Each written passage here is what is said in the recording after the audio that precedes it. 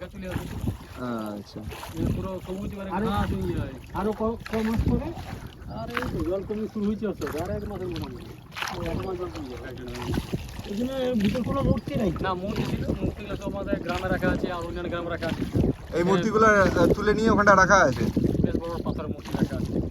অম্বিকা, আমরা দুর্গা বলি, অম্বিকা মূর্তি বলি।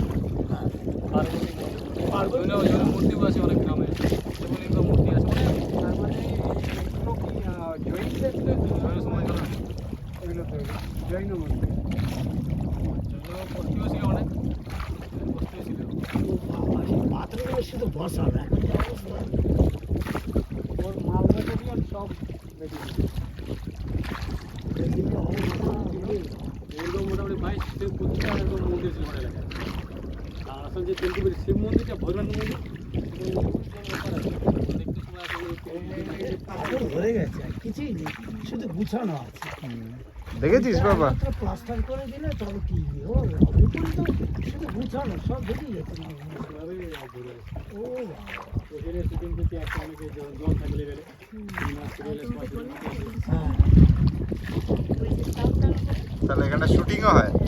শুটিং অনেক শুটিং হয়, অনেক ওই একটা মন্দির ওই যে সেখানে অনেক বিয়ের শুটিং হয়, প্রি ওয়েডিং শুটিং আছে, সিরিয়াল গান বাজনা, টুসুর শুটিং, ভাদু শুটিং, মানে সব শুটিং হয়। মহারা শুটিং হয়েছিল, আমাদের পুলাগুলি ভালো শুটিং, টুসুর গান এখানে শুটিং হয়েছিল। আচ্ছা, স্বস্তিকা মুখোপাধ্যায় শুটিং করতে এখানে এসেছিল। সৌরভ গাঙ্গুলি যে দাদাগিরি দেখায় সেই শুটিংটা এখানে হয়েছিল। তাই? হ্যাঁ অনেক। আরে বাবা।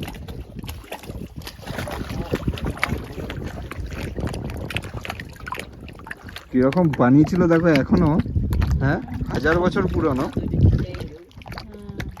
ওটা ইয়ে না, যে ইয়ে বাদুড় তো, ওই তো ওই তো ওই তো।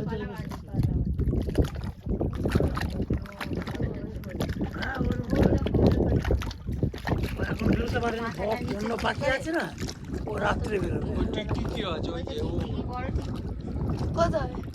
কি দারুণ দারুণ, অসাধারণ। হ্যাঁ এই দেখো, না না ওই মন্দির যাওয়ার আর সময় নেই। না না আর নয়, থাকে কেন কি খাওয়া দাওয়ারও ব্যাপার আছে না।